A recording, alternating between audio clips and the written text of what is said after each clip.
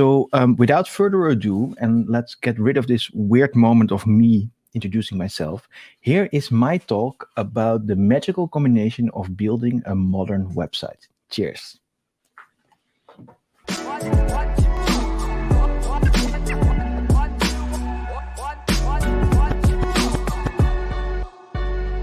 I am Tim, and today we're going to be talking about the magical combination for making a modern website.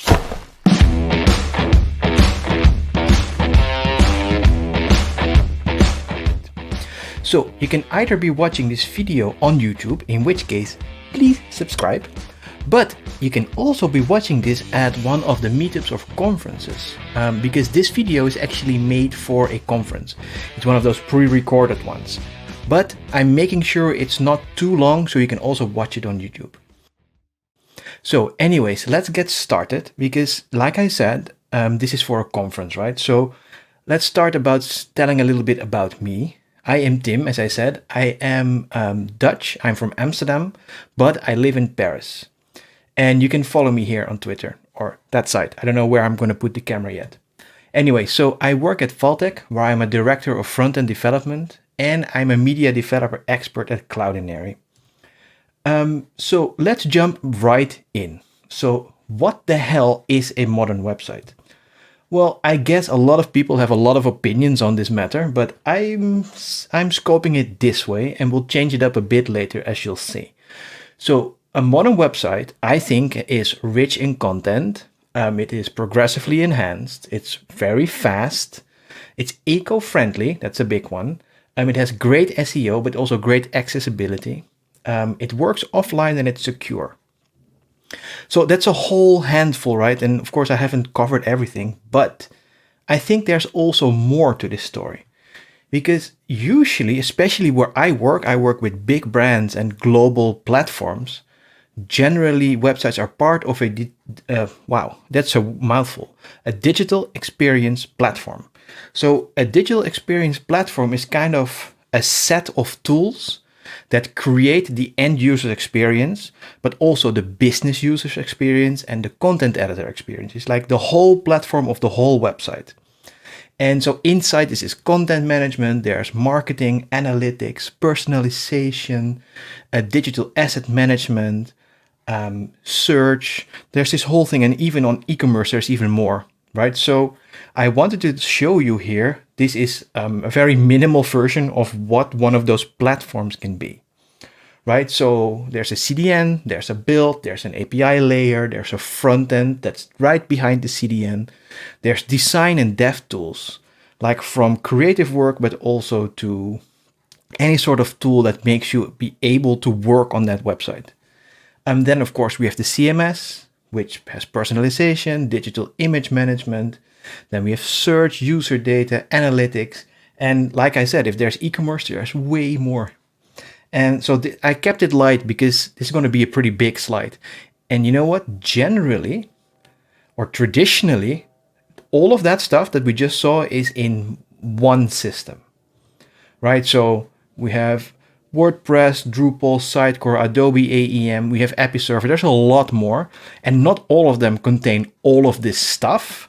However, if you look at an Adobe AEM ecosystem, all the stuff we just talked about, it has it. Same goes for Sitecore. And WordPress and Drupal are slightly smaller, but they all kind of encompass a whole bunch of services, which is really great, right? It's like your one-stop shop. But oh, no, there's no but just yet. We actually call this best of suite. All right, so it's a suite of services within one big block. There's the but. The future actually looks quite different. In my opinion, we're going to change that system up a little bit. Right? We can also build a digital experience platform by using best of breed. And so just now we talked about best of suite. But best of breed is actually a different approach to things. Like a suite is a suite of a whole bunch of tools.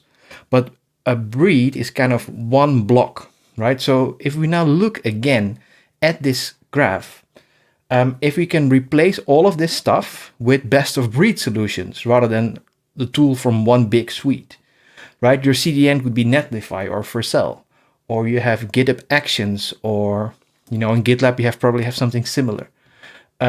Your APIs can be Lambda functions. You can use Figma as a creative tool. You can use Cloudinary as a DAM. You can use Hotjar or anything else for analytics. Then user data, we have something like Gigia. We can use Algolia or Coveo for search. We have Prismic or Contentful or whatever. Or we have Nuxt, Gatsby, Next, whatever you want, right? So you can basically create this digital experience platform, but then kind of put it together like the puzzle that you want it to be, rather than just going to one big system and say, Adobe, I will pay you 1 million, you give me everything. That is a really valid option for a lot of companies. But for websites that are slightly different, or in my opinion, what can work much better for the end user, is when we can choose and pick all the best of breed systems, right? So this is where my website comes into play, the website I built just now.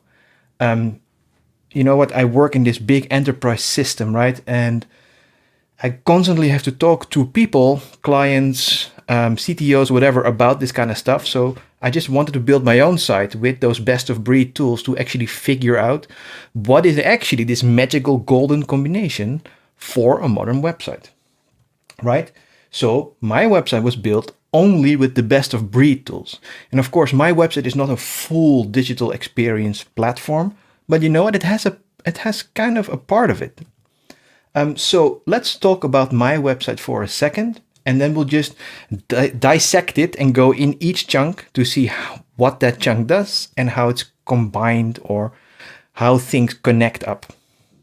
Right, so my website is built with Prismic, Nuxt, Algolia, Cloudinary, and Vercel. First things first, let's have a look at the performance. This is my website. So let's have a little scroll about so you can see what all the stuff is about that I'm talking about. So I have a bunch of pages. You see it's relatively rich, but it's still a simple website. You see, so we have some cool things like some faceted search for videos, and there's like video pages here. Everything is loading lazy. It's really performant. I've actually had to add those animations because otherwise people wouldn't always see the page change because it's so fast. Right, so how about, because you can see here on my lighthouse is already open, so let's just run a report and see where we are at. So you can see this is the live website, it's timbenniks.dev. You can go there and do this now. I know I have pretty good connection, I have a fast computer, so we actually just hit 100, and it's including clear storage and simulated throttling. That's not a bad score. However, I'm a nerd and I spent a bunch of time on that. And you know what? This morning it was still 99 on performance, and for some reason now it's 100. It only makes me happy because this is, I'm recording the video now. Anyways, I'll leave it at this for now. Let's go back and actually dissect all the pieces that make up this website. So let's start with the core of the website. So I always have enjoyed using Nuxt. I've had some side shows going with GrUSP and other things, and in the end I just came back to Nuxt because I just enjoy working with it. It has all the black box simplicity that you want, but if you wanted to do anything that's a little bit out of the ordinary, it just gives you the options and you can just run with it. And you know what? I did a little bit, and so that is actually super cool. And I'm using 2.14, which has like super optimized target static, which means my output can be a static website, and it has like a crawler to find all the pages, and I don't have to do anything super complicated to get a statically generated website. Nuxt works really, really well, especially when you like the Vue ecosystem, right? So I wouldn't have it any other way. I am Nuxt. Next part. So for hosting, building, and deploying, there's a bunch of options out there, but you know what? I actually have a Jamstack website. So whatever comes out is fairly simple. It's just a bunch of files. If you want to scale up because it's Christmas time or Black Friday, if you have Jamstack, it's just a bunch of files. So you just put them on more places on the CDN and it's fast. This is cool. Because of that, you can also not hack it. There's not really any sort of PHP controller or a Java thing that you can hack. It's not there, right? So to host, build, and deploy, I used Vercel. So let's have a look at the Vercel interface so I can show you what it does. I know a lot of people use Netlify, and I was one of those. I used Netlify all the time. And at one point, someone told me, I think it was Maya Shavin, you'll find her on Twitter. She works also at Cloudinary, just like me. She's awesome. And she said, Tim, why don't you try Vercel for a change? Like, okay, let's do it. And you know what? It's just seamless. The thing works, it gets out of the way, and it just works. Right, so this is the overview of my page. You can see it makes a vercel.app URL for you, even based on specific builds. So you can also do previews if you want. If you have a different branch that just ran, you can actually see a branch preview of different code. So Vercel is connected to GitHub in my case.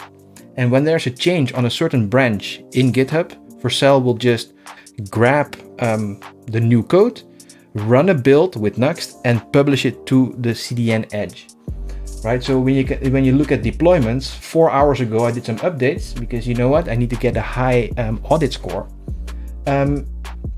It actually just ran Nuxt generate here, and that works really, really well. So you can also see a bunch of other stuff here, like for example, my domains are actually also here. So Vercel takes over the DNS for me, which is like they are a really modern platform, and it works so well. I literally add something and it just works. I've had a lot of bad other experiences with DNS and hosting and stuff, and these guys just make it seamless. And there's also integrations. So I run a lighthouse every time I do a deploy. I don't really look at it, but it's really interesting because you can also add Slack or whatever you want. And so it's really an interconnected thing. And so, yeah, this is actually a super cool, oh, it just loaded my own website. It's a super cool, simple, and out of the way system that I never have to worry about. Every time I publish something in the CMS, it updates something. Every time I push some code, it updates something. How that all works, we'll get to a little bit later in this talk. Okay, next subject. Next up on the list is content management. And this might not be a surprise for anyone. I like Prismic. I've used Prismic for a bunch of my projects and I intend to keep using them. Of course, there are a lot of different options out there for headless CMSs. I think you can even go to headlesscms.org and find like a list of 100, maybe even more. And all of them have different features. Like, for example, I love Storyblock, I love Contentful. They just have a different angle on the thing that they do. I enjoy Prismic because it's so simple, and it also has a bunch of features that even huge enterprise systems haven't covered. Right, so let's go into my Prismic dashboard so I can show you the things that I like that might make you choose Prismic as well. And no, I'm not sponsored by them. However, their CEO actually gave me this amazing microphone. So big thanks for that, Sadek. I just wanted to plug you in there. I don't do that often, but I think it's important. Not because I'm here to say how awesome Prismic is, even though it is. I think it's important to highlight people that sponsor you sometimes. So the first thing that I really enjoy from Prismic is, of course, it's headless, but it has a GraphQL API and a REST API that are both super solid. It's fast, it's secure, it just works. There's no quirkiness around it. It works. There's a really cool community. So if you have any questions, you ask, and like within the day, you have good answers. The next thing that I really enjoy is, well, let's have a look and go to my homepage. As you can see, it's a very simple interface. You can model your own data. So in the homepage, I modeled that I want to have a main title, a subtitle, and a structured text, and an image, stuff like that. So the basics just work. However, the next bit that I really enjoy is something that they call slices. and they actually created a program called the slice machine, which this is using. So I have a very simple implementation of slice machine, but what it means, you can actually add different slices of data to your page. In this case, I have a hero banner. If I wanted to add that, I could actually add that in here. I already have one, so I'm just going to remove it for now.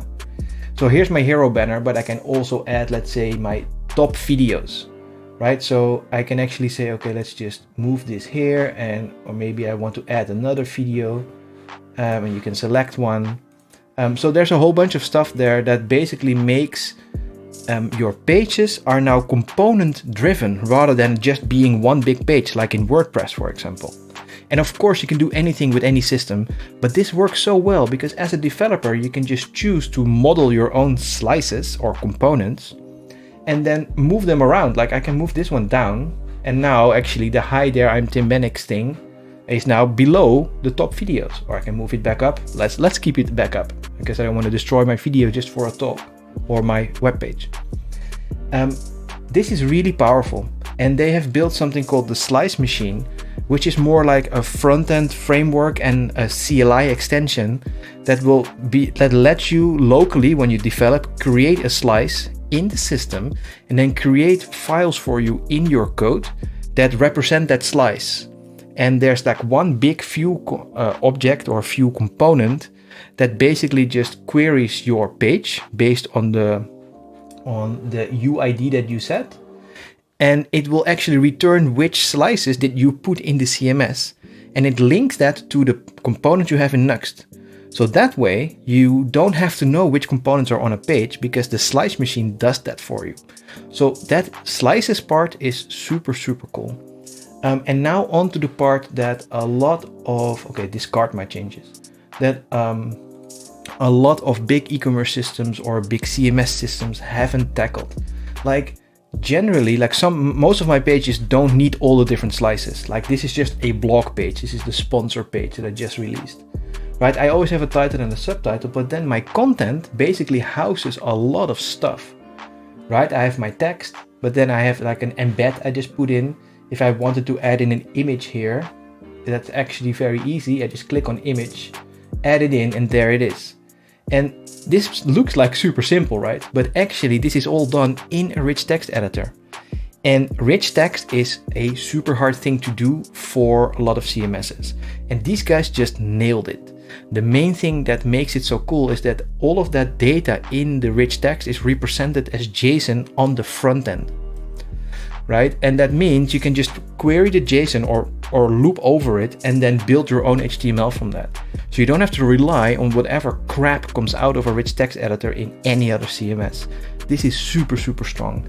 And of course, they built a Nuxt module. So I just plug in my Nuxt Prismic module. I say, read this text, and it just reads it. And it creates HTML for me. But I can also say, no, but when you find an image, make it lazy, and this is the HTML you have to use. So now the front-end developer has all the power. And you know what, Prismic, you rock, because this is all I need. This is like, yes. Okay, this is getting quite long now because I'm quite enthusiastic, as you can see. On to the next bit. The next part we should discuss is searching and filtering. Because in my line of work, almost every website we build has some sort of product list that needs to be filtered with facets and numbers of how many things will show after you have filtered.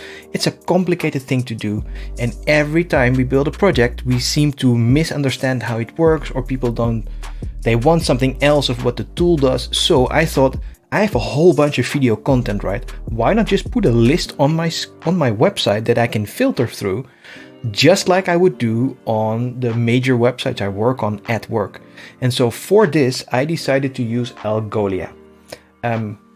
Actually, funny enough, not even because I knew what their capabilities were, but they have an office in Paris, and I thought, hey, Algolia, I saw them speak in conferences, they're really good, and they have a French office. I'm just gonna try it. I'm starting to become quite French now, because as a Dutchie, I wasn't nationalist at all. Anyways, without further ado, this is the interface of Algolia. So basically what Algolia does, it has an index of my videos. And what it means in searching, if you have something called an index, it's It's kind of a little database of stuff that you can search through really well. And each field in that database has a specific weight to, if you match to it, it signifies a certain importance, right? So in this list here that you can see on the screen, there are all my videos, right? You can scroll through. And these are the fields that I decided to put in. So I have an object ID. This is kind of the UID for Algolia itself. Title, tags, image, slug, publication date, and modified. So basically what I do right now, if you go to my website and you look at the videos page, this list here actually comes directly from Algolia. So I don't query Prismic with Nuxt to show this list. I actually ask Algolia, give me the list without searching, right? Just order it by date. The ordering you can actually set up in Algolia. And then when I click, let's say, conference talk, right now it's 2. With this video, it's going to be 3 later on. So you can see that I can actually filter really nicely. And all of that this does is calling the REST API of Algolia and then show it on the screen. Actually, I don't want to go much deeper than this because this just works really well. And the main thing of what I love about it is when you look at the code here, I actually use the Algolia view package. So you can see the Algolia instant search component. Then this is one wrapper component that looks at my videos index, right? And then it has a refinement list. Then it has a stats object. Then it has an infinite hits. And what that means is we have the refinement list, we have the stats, we have the infinite hits, and then it means infinite because you can keep clicking until there are no longer any videos anymore. And you know what? They wrapped it up really nicely and put a bow on it and gave me those components and say, just run with it, right? They use really nice scoped slots, so I can basically code whatever I wanted, put that stuff in, and then tree shake it and put it in Nuxt. And there's my search. That's amazing. So now we go on to one part that's slightly more complex in the video, because how do we get the data from Prismic into Algolia so it can actually deliver me this search stuff? Because my website doesn't know about that stuff. Everything is headless. It's really a composed digital experience platform, as we discussed, right? So let's get into it. This is a bit of the part of having this best of breed solutions that is actually the hardest bit of organizing an experience like this. Because actually all those services live on their own. Their whole goal is to not really know about each other. So the point is you have to orchestrate them, right? You have to make sure that those services sometimes talk to one another to be able to show something nice on the front end. Because you don't always want to have all the knowledge and the state keeping in the front end, because you know what? It's a Jamstack site. It shouldn't have all this dynamic stuff, right? So generally what you do is you use webhooks and Lambda functions, or function as a service, like small functions that live in the cloud that don't know much but can just do simple things, right? And this is how I have solved how when I click on publish in Prismic, my website gets redeployed by Vercel. But it's also when I click publish in Prismic that my Algolia list is updated, right? So if you go to Prismic, you can see I've set up some webhooks. So I have one webhook set to Vercel and one webhook set to Algolia. So when you look at that, it's basically it triggers when a document is published, when a release is created, stuff like that, right? So when I publish a page, it will actually use a webhook to call Vercel saying, you know what, there's an update in the content, please rebuild the website. And the same goes for Algolia. So when I publish a video, I actually, in this case, I am calling timbenniks.dev/API/Prismic to Algolia. So I use the webhook from Prismic to call my own API. And that API I have actually created with the help of Vercel, which is this bad boy.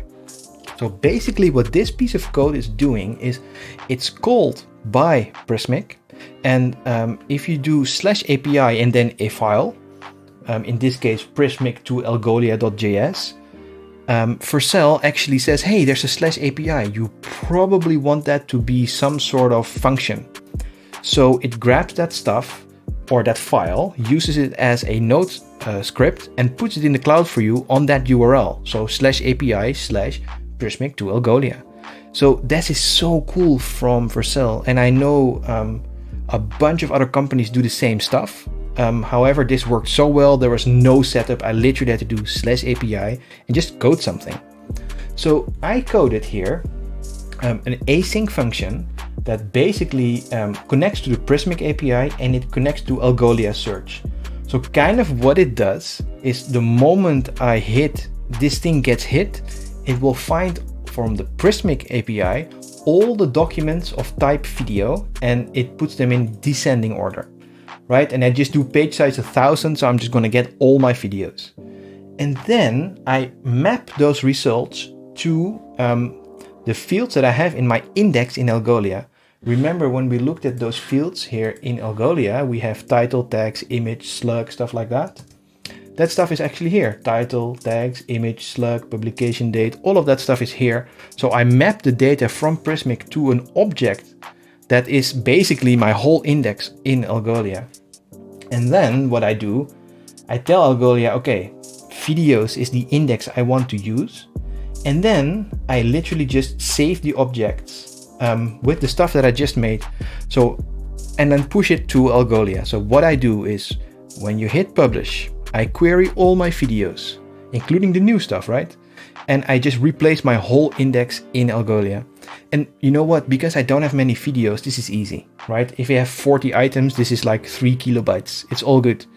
You can also do incremental updates, right? If you have like 50,000 items in your index, like when you're Tailwind and you're using that to search with Algolia, you're not gonna wanna replace everything. So you can also do just add one.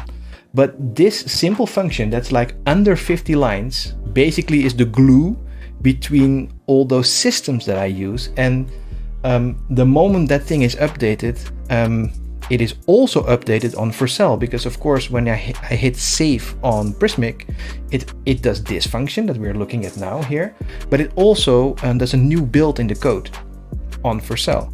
So every time I hit publish, in about, I think probably 30 seconds, my website is updated and the videos run. So this is the only bit of complexity in the orchestration of the architecture. But further on, it's not that hard. You just have to get into it. Okay, to the last bit now. So the last bit of the architecture is actually the images. And if you know me a little bit, I am really into media delivery, right? Is it responsive images, file types, performance, all of that stuff. It's super, super important. So for me, a best of breed solution for media is just so important, right? So I chose Cloudinary, and that's probably like Captain Obvious here, because I've worked as an MDE for Cloudinary for a while. I've used their products for years. It's awesome. And there are some others out there that actually do really well, but I just like Cloudinary. That's why I used it. They are basically the market leader. So I'll show you Cloudinary itself, and then I'll just try to explain what Cloudinary actually is. Because Cloudinary, again, is one of those cloud native SaaS solutions that has a media library, as you can see here. And so they have some media or digital asset management system capabilities. They're kind of pushing hard on that at the moment. But where they really shine is the output of assets, right? They have a really cool API on the URL. If you go to my website and you check this image here, let me just open it in a new tab. You can see aspect ratio 16:9, crop fill, file type auto, quality auto, width 900. All of that stuff I actually add from my end because I know at that point that's the image I want to show. Interesting is that if you use Prismic, you actually get your images from images.prismic.io. If you look at that, let's go there. Well, not that. Let's try that again. Yes, there we go. So this is, whoa, that is a pretty big image. That's the image I get from Prismic, and they use Image IX, which is really, really good.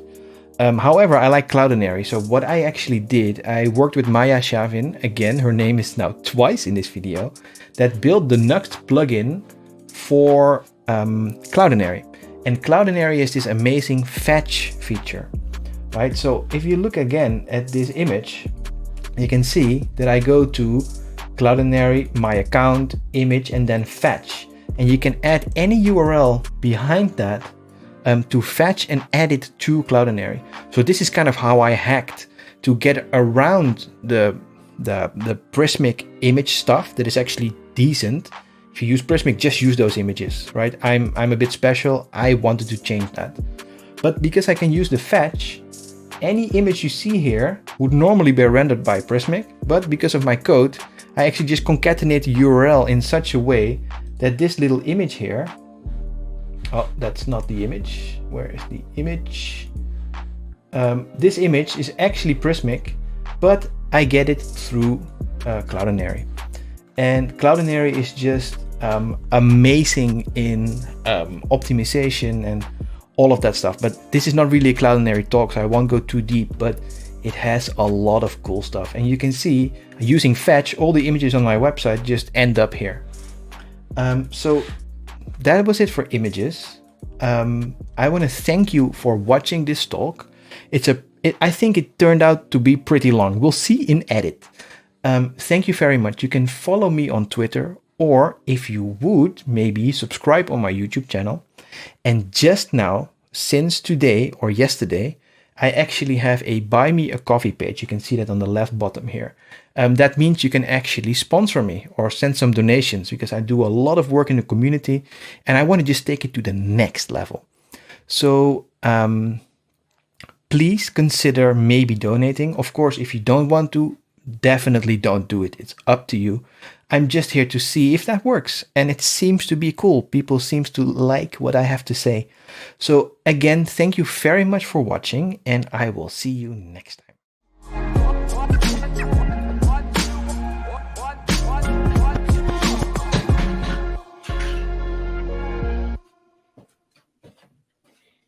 Well, that was pretty long. Like, I made this talk a while back, and also, I don't think it's bad. It actually has a really good global thing that we're talking about here. And it was not made for specifically a Vue conference, but the base of everything I do has Vue and Nuxt, as you can see. So basically what I am talking about here is a little bit of the wider story of what websites are about. It is not just coding in Vue or Nuxt that builds your website. No, it's way more things that in the end create your complete product. And so I wanted to try to kind of highlight the specific things that I like personally for my website. And what you should know is, like, you now, our dear viewer, you can actually go and use all those tools, and they're all free, right? If you want to go to higher tiers, of course, they're paid for, but they all have a free tier. And the modern DXP, as I called it in the beginning, the digital experience platform, is kind of a thing that it becomes a platform and you can plug and play stuff. And I really wanted to show you, even if you're more junior, like how these things go together. Because if you understand this in your job, you can then go to a huge website and it will likely work the same. So I hope that this will help you to find a little bit of an overview. And so the one part that was lacking was how I did the creative thing. But we had James before actually talking about that part. And what you see on my website is very close to that, because I actually have a Figma file and I have a design system also. So it's all connected. And of course, you can also use Storyblock for this, like you saw Samuel's talk, right? So there's all these different things. So let's have a look if there's anything in the Q&A about how this talk went and how you can connect some stuff. And for now, we have a question from Sibren, and it's more about the video production end of things. Feel free to ask anything, and if not, that's also fine. We can just go to a break, and then we'll wait for the next speaker who's called Danny. So Sibren, on video production stuff, this is now my job, right? I am actually a content creator and I really enjoy making videos, and I have all these fancy lights around me and I do a bunch of stuff around it. And um, you know, why not experiment? Like, how do you do a conference talk? Maybe edit it a slightly different way, put some music or whatever. This is a new thing. We have to figure out. Maybe you thought my talk was way too busy or too many fancy animations. We kind of have to find our way. And so, if you are interested in this and you might be a speaker or a presenter and you want to know how to do this stuff, I'm about to launch a workshop series where I actually take a group of people and we workshop how to present, how your light is here, how your camera is focused, how you speak, how you edit, what software to use.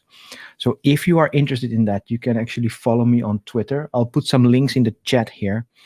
I think for now, this is enough of me talking about myself, which is kind of strange, right? Thank you everyone for watching, and I'll see you in the next talk.